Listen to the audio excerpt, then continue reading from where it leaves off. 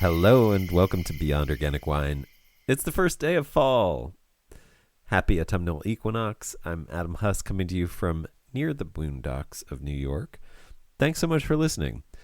Beyond Organic Wine is fully on Substack now, and subscribing to beyondorganicwine.substack.com is the best way to support this podcast, and it's the only way to hear or get access to some content, like the entirety of this episode. Your subscription makes this podcast possible. Thank you to those of you who subscribe, and thank you for those of you who will subscribe. I really appreciate it. The earth is alive. The earth is intelligent. The earth is having a crisis because of us. The good news is we are the earth ourselves, and we can be much stronger in our activism if we remember that we are acting on behalf of, we are living agents of, we are part of this living being called Earth. Earthelujah.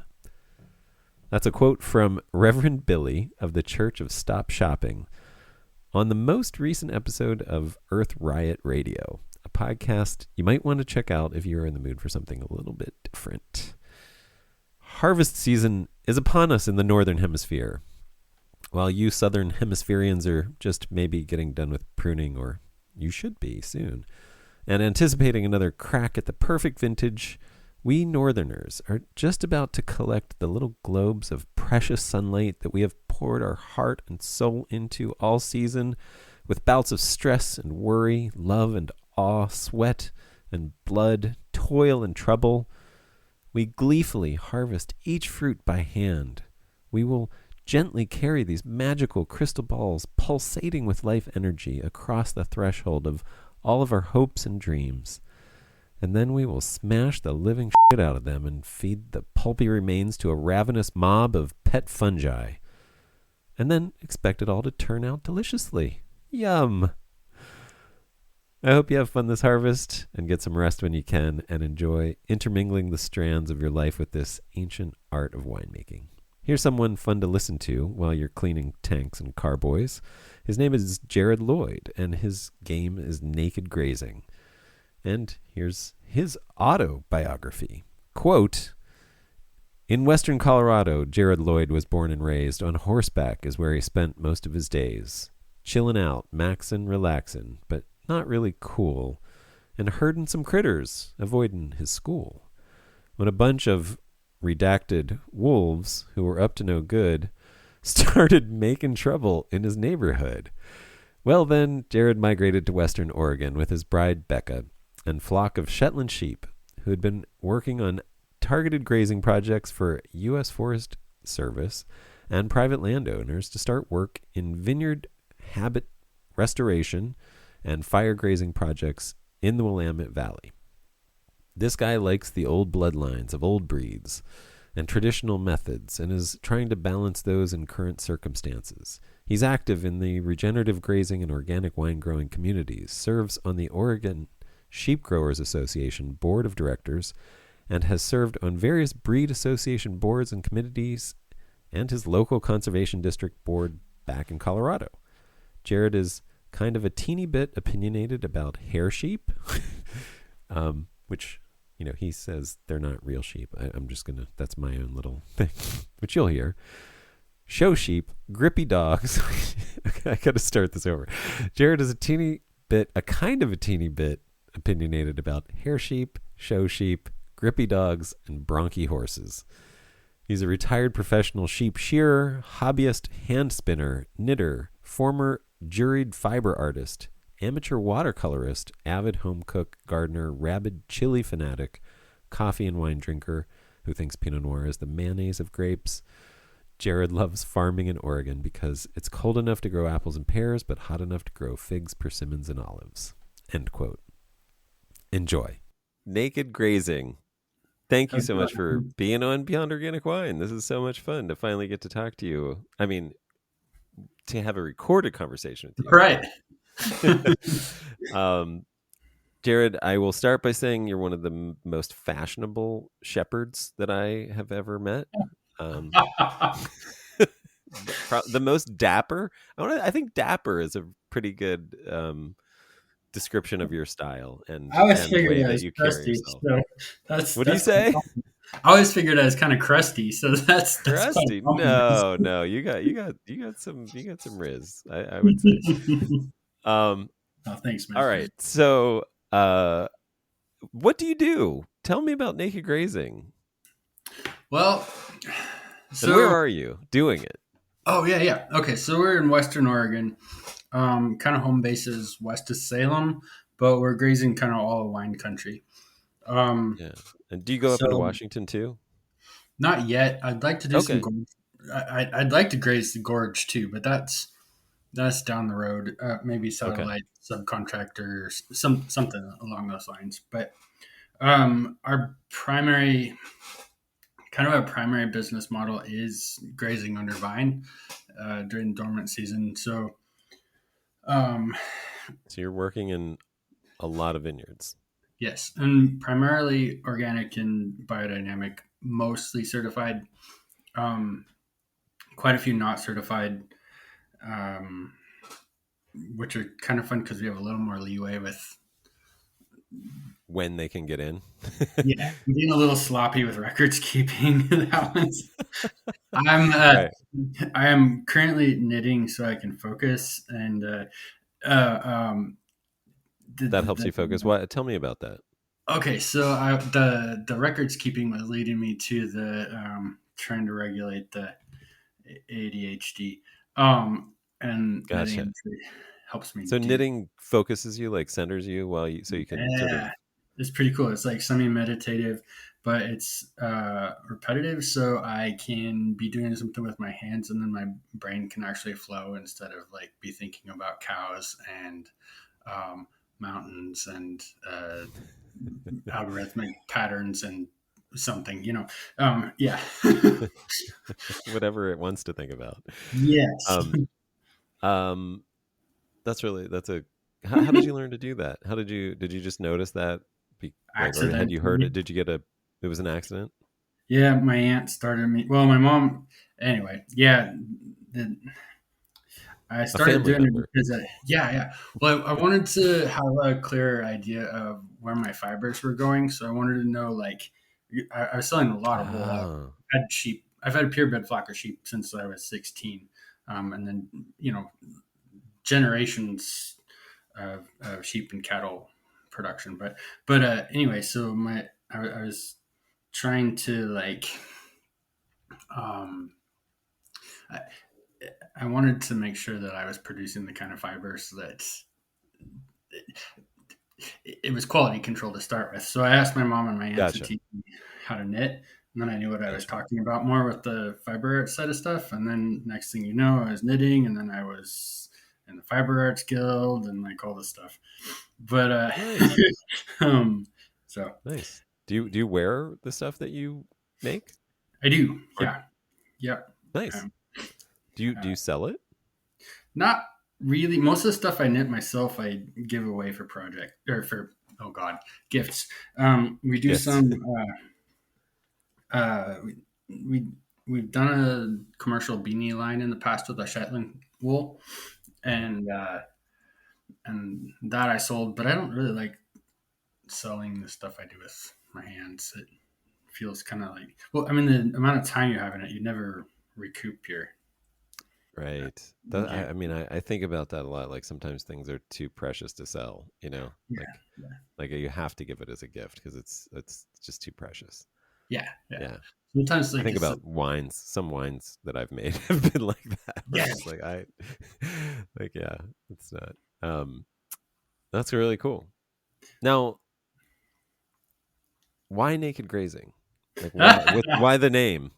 Well, I'd originally thought about it for a podcast name years and years ago, but then I That's a great was idea. thinking it was a lot of fun to make my really super snooty winery clients have to say naked. Um, so Good that's for you. it's all cheeky. So yeah, so when uh, XYZ or ABC super fancy winery has to post a picture of the sheep in their vineyard and they hashtag or tag naked Naked grazing. grazing. I think That it's is awesome. beautiful. I think so too. Well done. Probably get fired from a few of them now, but that's So is there any nakedness that happens during the grazing? no. I mean, not really. Sometimes there's some shirtless fence building, but that's yeah. That's it. All right. Damn it. It seems like calendar opportunities present themselves. I don't know. The sheep, I guess, are naked, although they wear wool Yeah, yeah. until Well, you shear them the whole or flock gets hair. naked once a year. So That's right. That's right. Now, uh, all sheep, or do most you do other mostly sheep? we've got goats too, You have and some goats, cattle. Um, some the cows. Yeah, yeah. So I've got the only herd of Shetland cattle in the country. Um, Wow.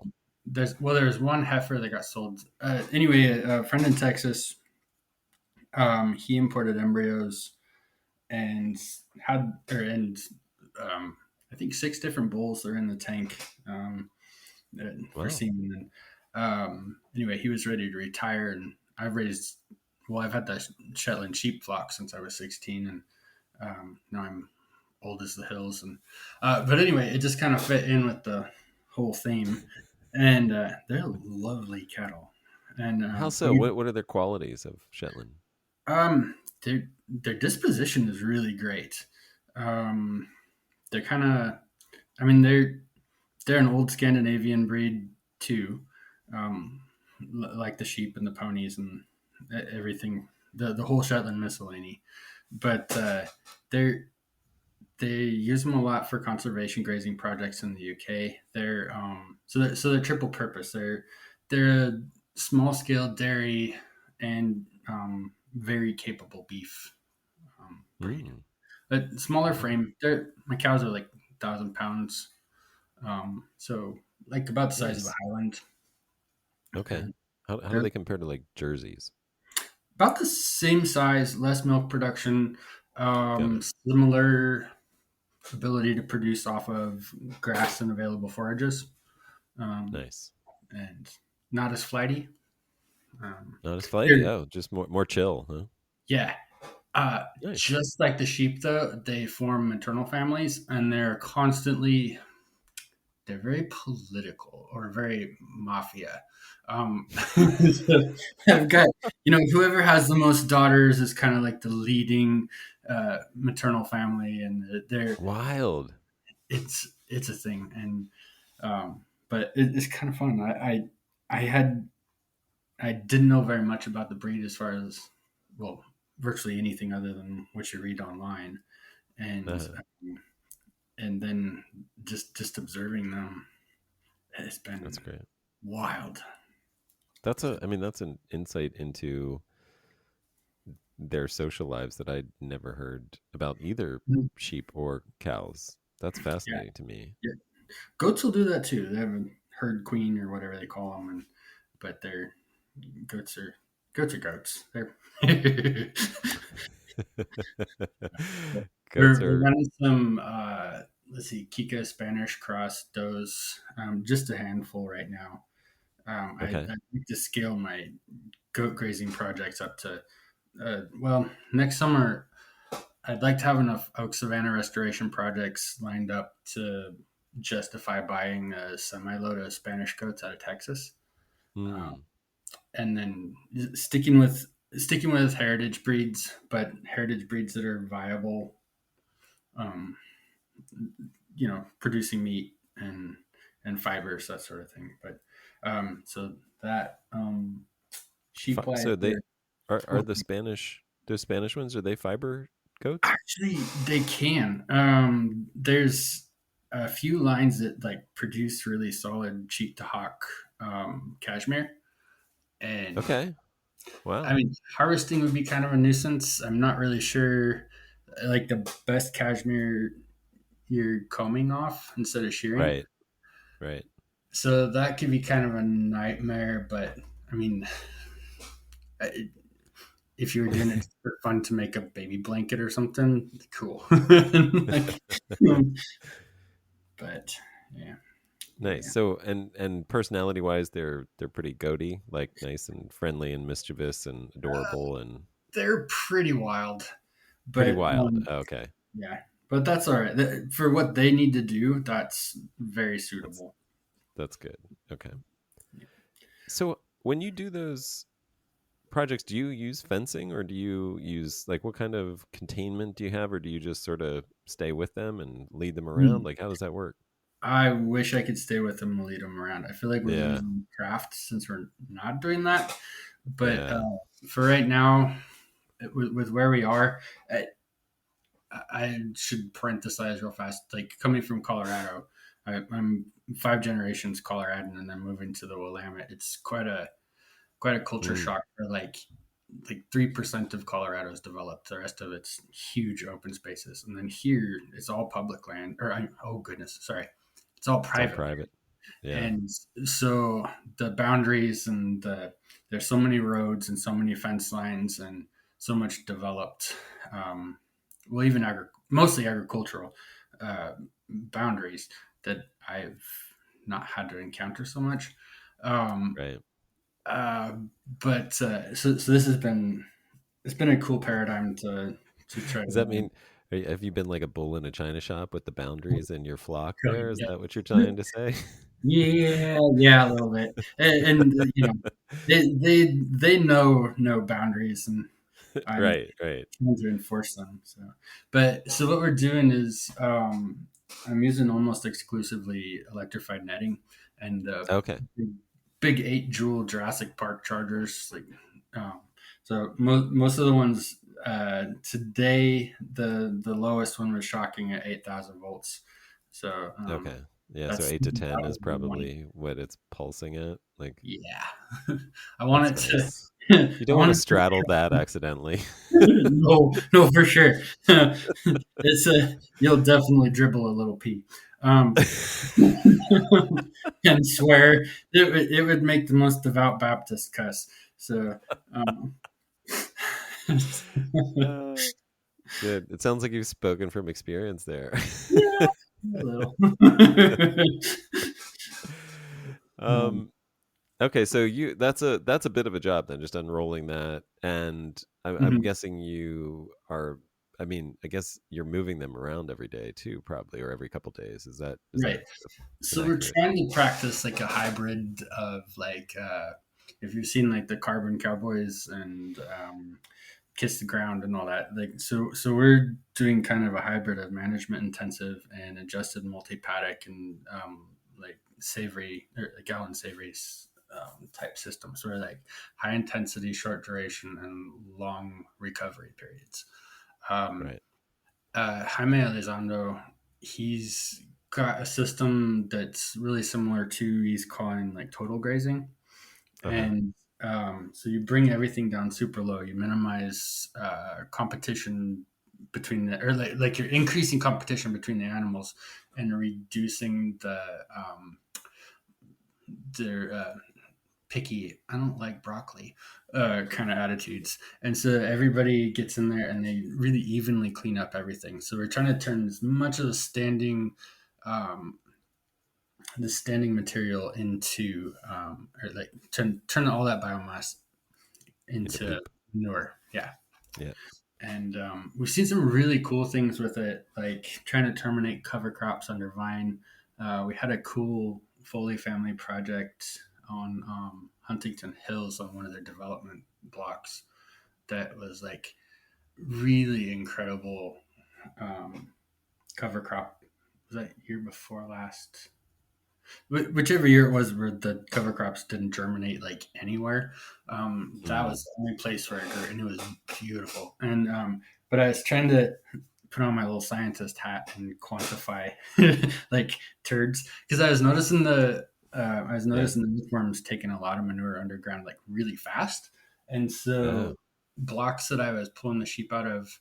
I think we're on 2 or 3 day rotations, which is about ideal for our labor, like just not burn everybody out building right. fence. Like moving every Um, day is like, yeah, it's a yeah, lot, right? um, Especially, I mean, because you're not living on site. You have to like exactly. get to the Yeah, if site. you're there, it's not that hard to build a smaller section and keep moving. But Right. yeah, so like, oh, how did I do that? I randomized bays in blocks, and then I counted poops in the one we just moved out of, and then I went to the one where we were 2 or 3 days before.